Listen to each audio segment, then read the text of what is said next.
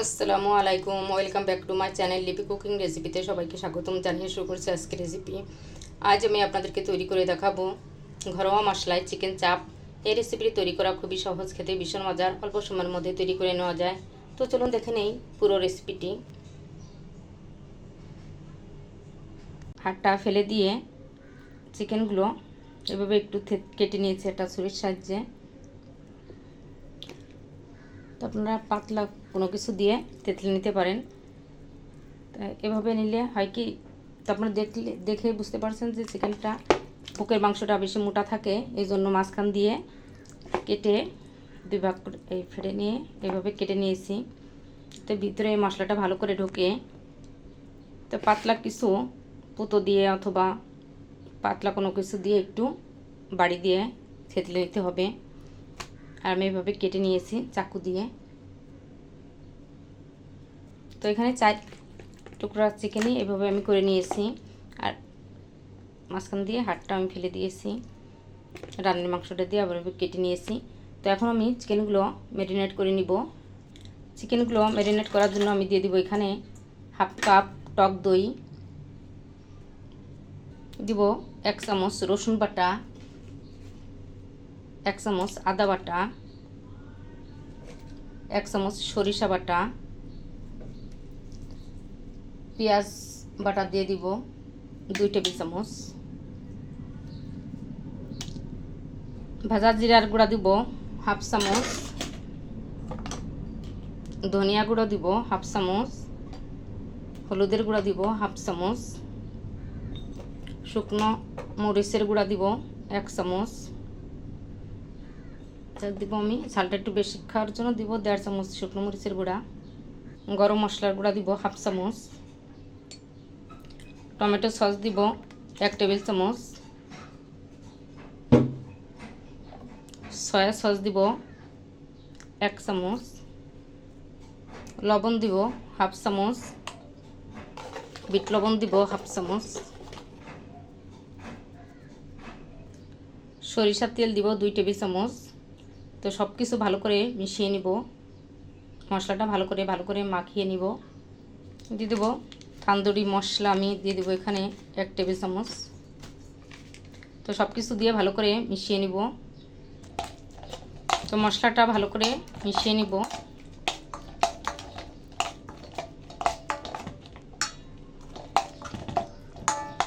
হাত দিয়ে ভালো করে মিশিয়ে নিতে হবে মশলাটা।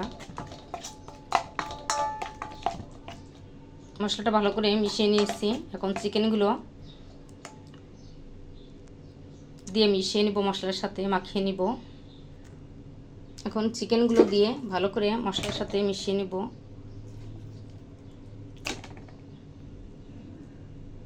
মশলার সাথে এপিট করে ভালো করে মিশিয়ে নিব, মশলাটা যাতে ভালো করে মাংসের ভিতরে ঢুকে। চিকেনগুলো ভালো করে মশলার সাথে মাখিয়ে নিয়েছি। এখন মাখা রেস্টে রেখে দিব 2 থেকে 3 ঘন্টার জন্য।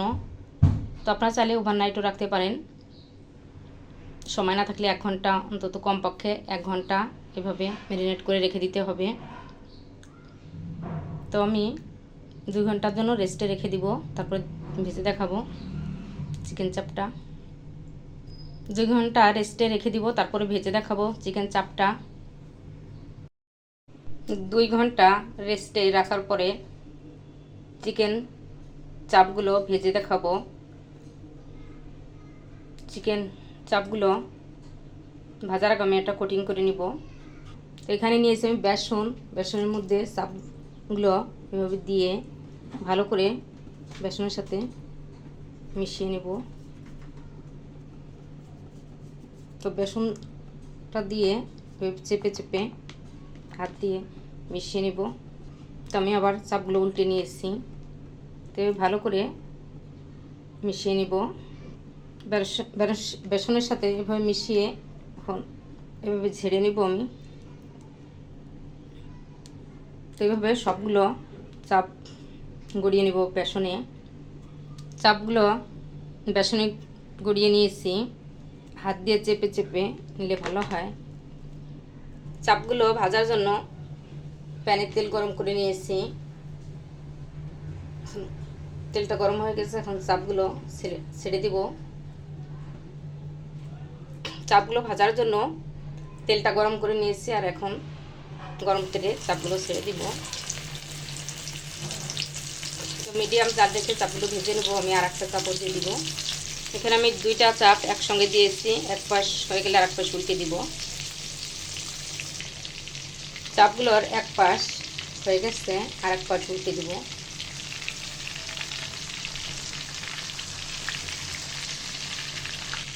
তো এক পাশ হয়ে গেছে, আর এক পাশ উল্টে দিব। তো এই পাশটা মিডিয়াম জাল রেখে ভেজে নিব। চাপগুলো ভাজা হয়ে গেছে, এখন তুলে নিব। আর চাপগুলো ভাজতে আমার 10 থেকে 12 মিনিট সময় লেগেছে। এভাবে আমি সবগুলো চাপ ভেজে নিব। চিকেন চাপগুলো ভাজা হয়ে গেছে।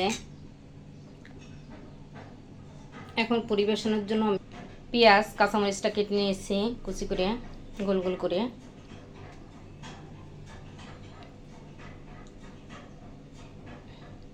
পেঁয়াজ কাঁচামরিচটা একটু তেলে ভেজে নিব।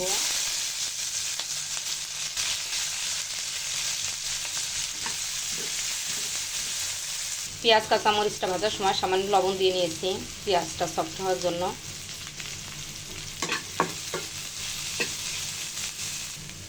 পেঁয়াজ কাঁচামরিচটা ভাজা হয়ে গেছে।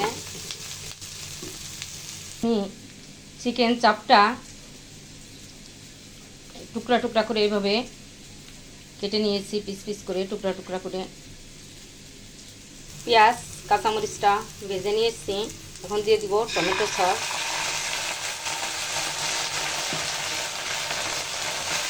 টমেটো সস দিয়ে মিশিয়ে নেব। আর দিয়ে দিব যে চিকেনগুলো আমি টুকরা করে কেটে রেখেছি চিকেন চাপ বানানোর জন্য, সেই চাপগুলো চিকেনগুলো দিয়ে দিলাম। আর এভাবে চিকেন চাপটাও বানালে খুব ভালো লাগে খেতে। তো নাড়াচাড়া দিয়ে মিশিয়ে নিলে হয়ে যাবে চিকেন চাপ। তৈরি হয়ে গেল আমার চিকেন চাপ। চিকেন চাপটা হয়ে গেছে। তো এইভাবে আমি মিশিয়ে নিয়েছি মরিচ পেঁয়াজ সসের সাথে টুকরা টুকরা করে মাংসটাকে। তো তৈরি হয়ে গেল আমার চিকেন চাপ। আশা করি আমার রেসিপিটি আপনাদের কাছে ভালো লাগবে। আমার রেসিপিটি যদি আপনাদের ভালো লাগে আমার চ্যানেলটি সাবস্ক্রাইব করবেন, ফেসবুক পেজটি ফলো করে লাইক দিয়ে সাথে থাকবেন।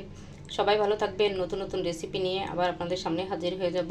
আমাদের জন্য দোয়া করবেন। আল্লাহ হাফেজ।